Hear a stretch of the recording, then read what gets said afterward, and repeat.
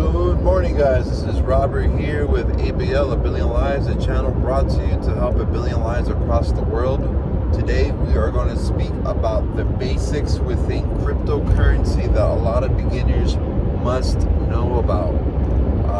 So I'm going to make this as simple as possible for everyone. I'll do it with as little as jargon as possible. I'm going to make it sound so stupid that a 4-year-old can understand it. So if you do not understand this, then you're obviously 3. Okay, so to get started in crypto, first thing I recommend is you want to have your centralized platforms. That way you're able to purchase crypto. The 3 I would recommend would be KuCoin, Coinbase, Crypto.com. These links are there below. That way you guys can go ahead and download them and have them prepared. The ones that's most easiest to use would probably be Coinbase. My opinion, everyone should at the very least use Crypto.com. Why? Crypto.com is the only one that has a debit card with a 5-tier program.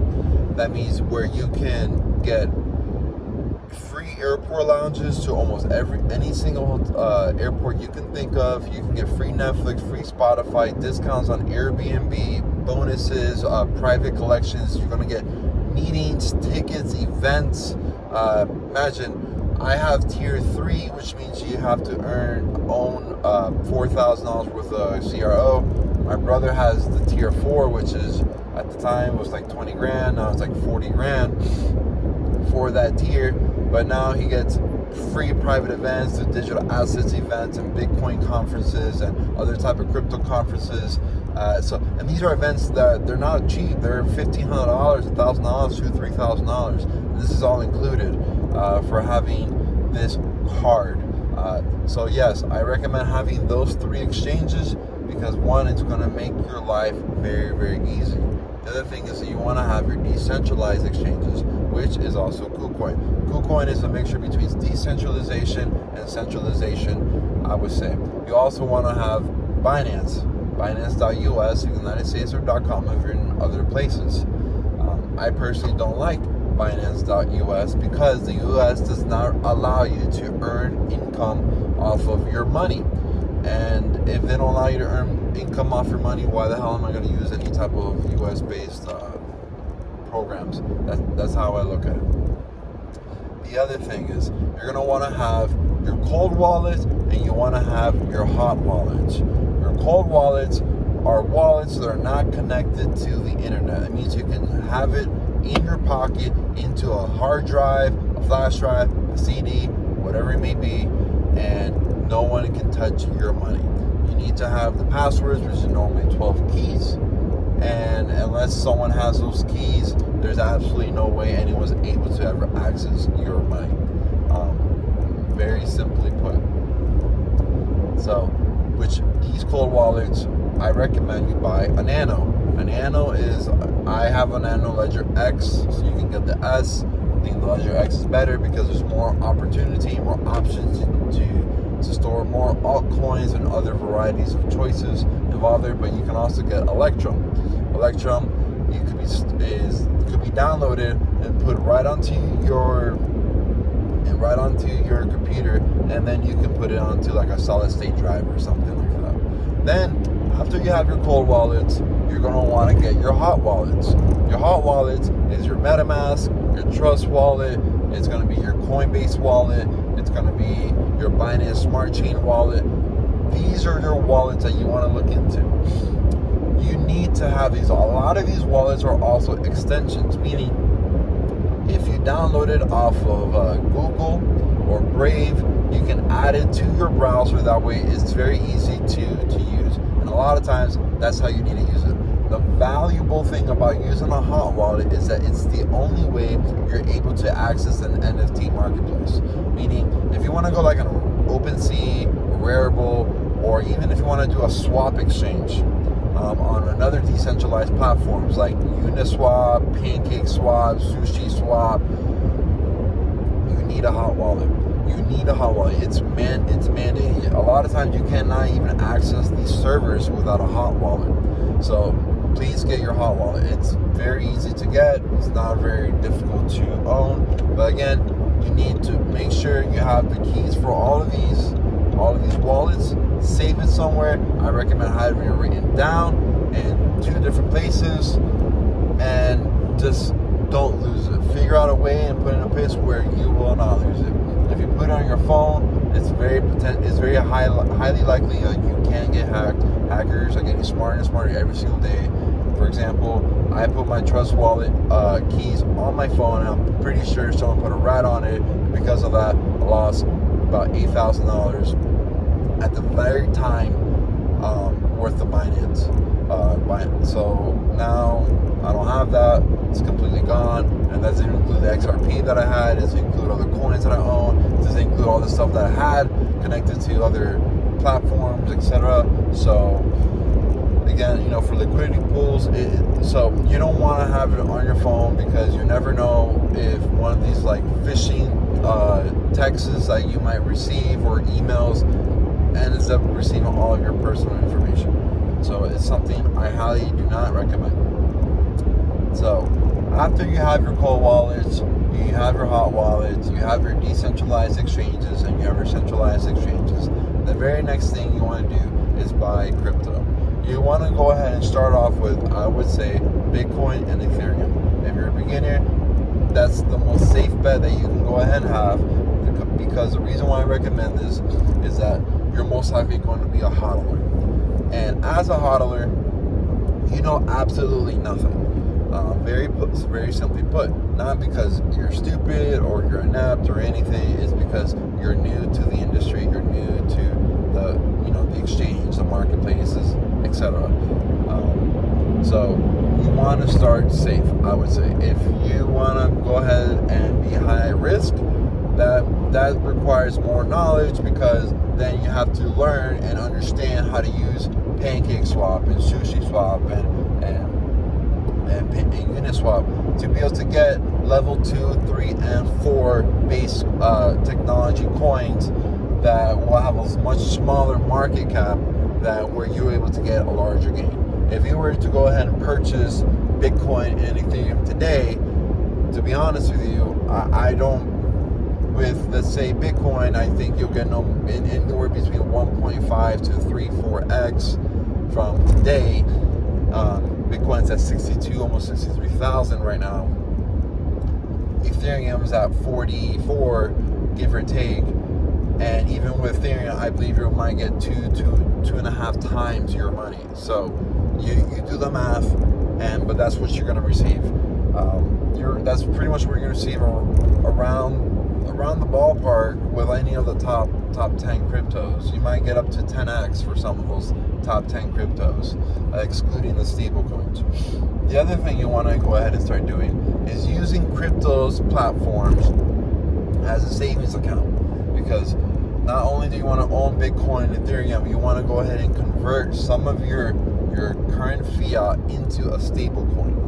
It doesn't matter the minimum dollar amount, I would say, is $250, because, for example, when you go on crypto.com, you can stake all this money. That you can stake your crypto, your stable coins, and start earning passive income.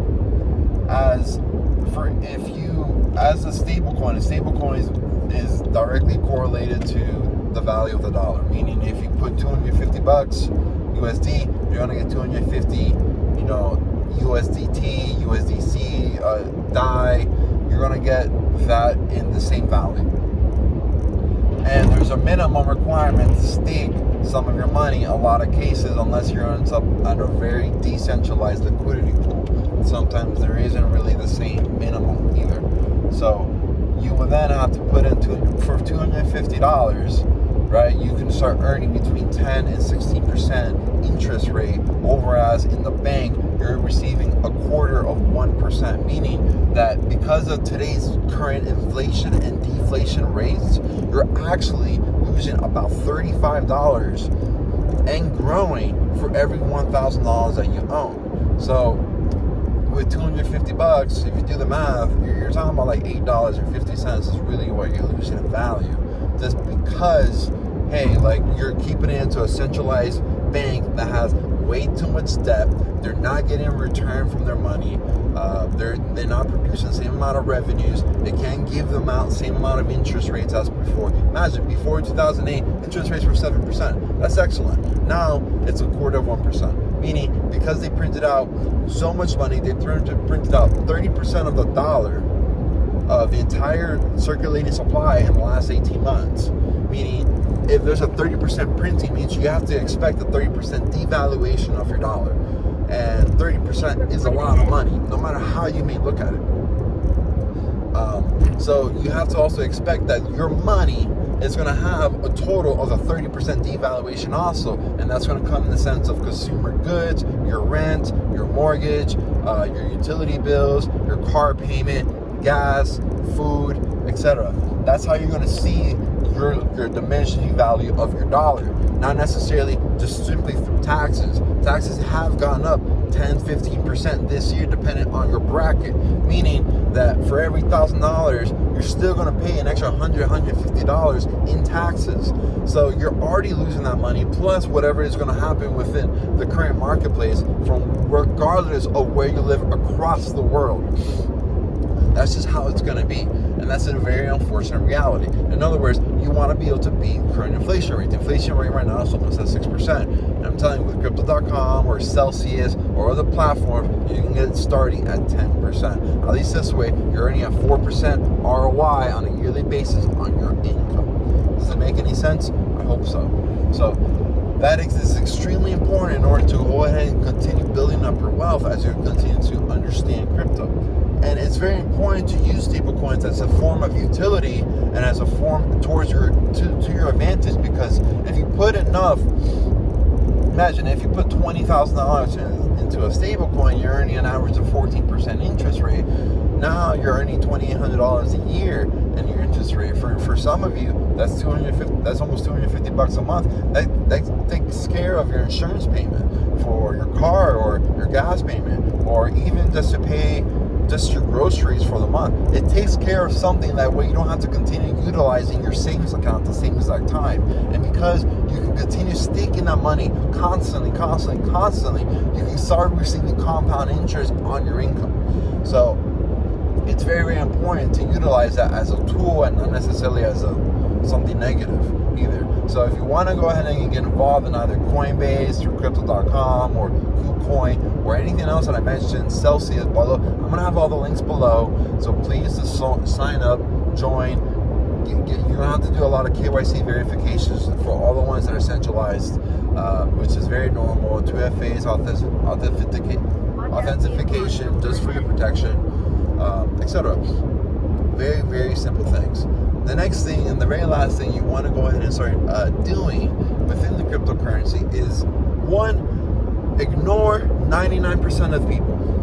Meaning, you might want to even ignore me, because hell, this is very basic information and a lot of you may already know this, or you're going to think, oh well, he's talking nonsense.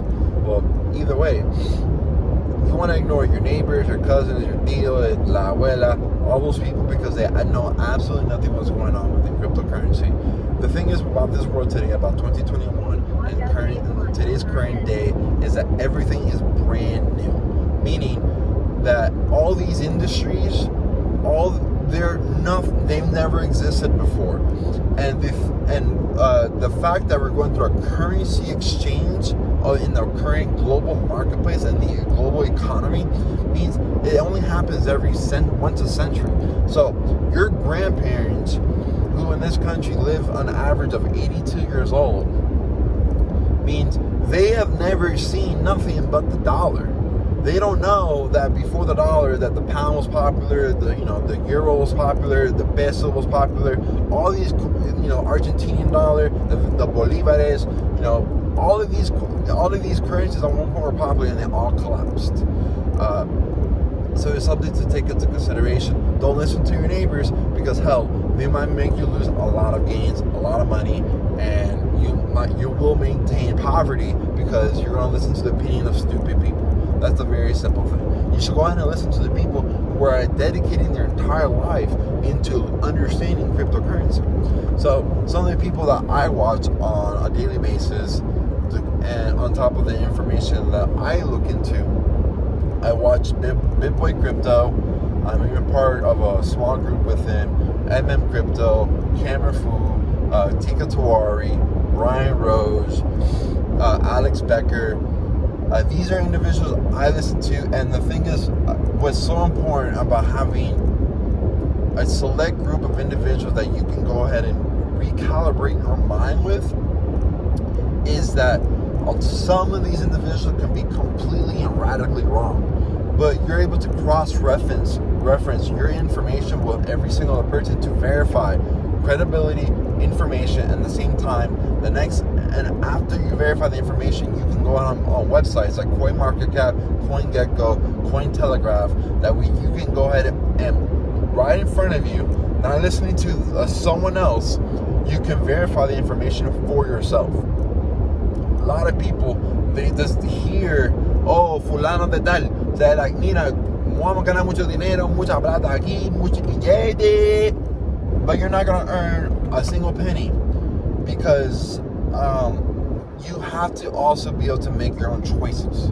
And that's very, very important. So if by learning to make your own choices, and in this case, because cryptocurrency is teaching you how to have control of your financial future, you are able to make a better positive choice and decision for your life. Does that make any sense? So again, guys, to make this simple again, sign up for your sexes, your decentralized platforms,